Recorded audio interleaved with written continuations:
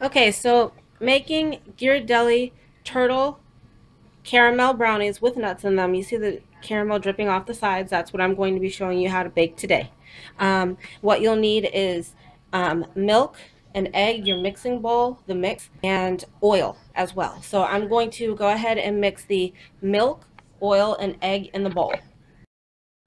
So anyway, I did mix a third cup of oil, a third cup of milk, and an egg. I always use milk in my cookies and brownies and whatnot instead of water.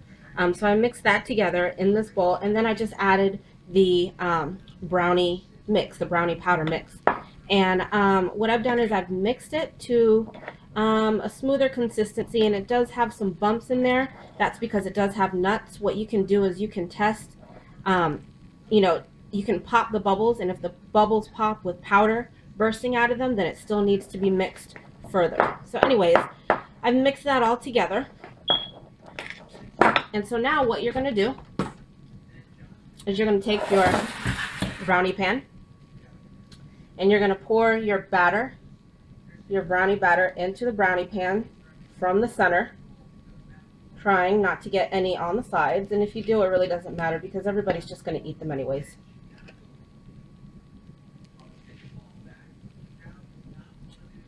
And it's so thick that what I'm going to do is I'm going to get a spoon to go ahead and spoon the rest of this off.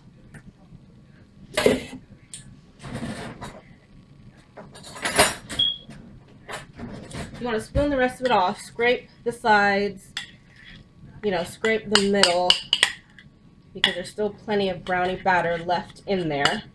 And I want to use all of it. I want to use every last little bit.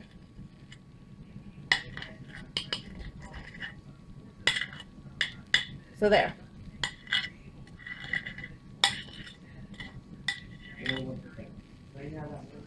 So there we go.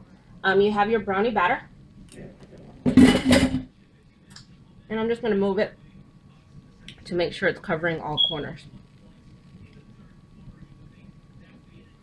Lay it down on a flat surface so it can evenly spread. Okay, so now what I'm going to do is I'm going to take my package of caramel. I'm going to snip off the end diagonally. And you're going to squeeze it on the brownie and just make lines, zigzag type of lines. I'm going to squeeze it from the bottom. Start at the far corner, the edge. Squeeze it from the bottom all the way up to the top through the tip. And I'm just going to make lines. And then I'm going to zigzag it.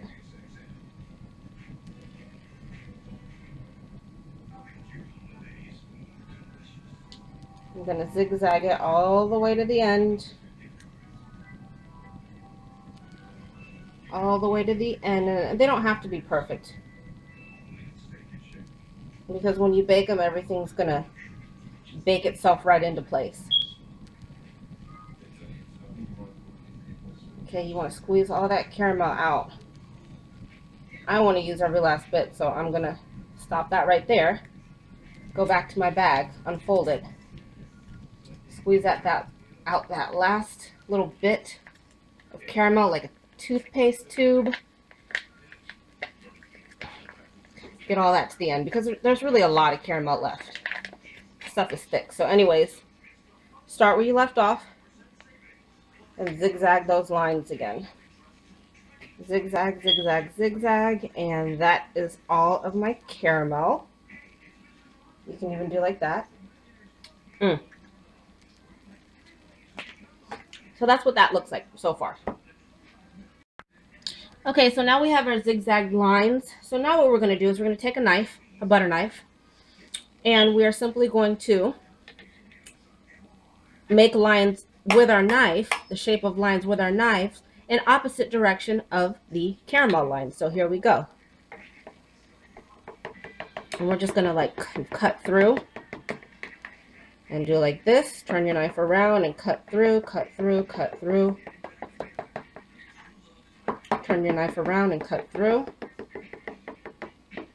And it's supposed to make like an elegant, like a marbleized effect. cut through, cut through, cut through, turn your knife, cut through, all the way through to the ends. So there we have the caramel, and that's what that looks like. I'll turn the camera around. Should look exactly like that. Going into the oven, our brownie batter. Now I'm just going to stick it in the oven, my preheated oven at 325 degrees for, let me see, it says for 38 minutes. If you're using a glass brownie, a cake pan, 45 to 50 minutes, but I'm using metal, so it's going to be about 38 to 42 minutes. So let me go ahead and stick that in, and then we will let our brownies cool and we will cut them. Okay, so now taking out the baked brownies. It's been 38 minutes, and that is what they look like. That is what it looks like, completely baked. So now what we're going to do is we're going to allow everything to cool. We're going to make sure it's completely cool. You want to make sure that they're cool to the point of almost being, kind of cold, because if you do cut them and they're warm, then they'll fall apart and it'll just be a big mess. So you want to cut them in squares, or, however you want to cut them, but big squares, little squares, but you want them to stay in form and in shape as you're cutting them. So let them completely cool. I like to actually put them, I'm just going to come over here and put them on the kitchen table under the fan. Turn the fan on. There we go. Turn the fan on and let them cool like that for when they are ready to be cut. Okay. These are delicious. And there's my mom eating my caramel turtle brownies. And here's my dad. As you can see, they're both enjoying very well. It tastes very good. So there you have it. That was my how-to make caramel turtle brownies from Ghirardelli, and you can use any brand. You can even make them from scratch, but that's the basic outline of how to do that. Look out for my other videos. They will be coming soon, and thank you very much for watching.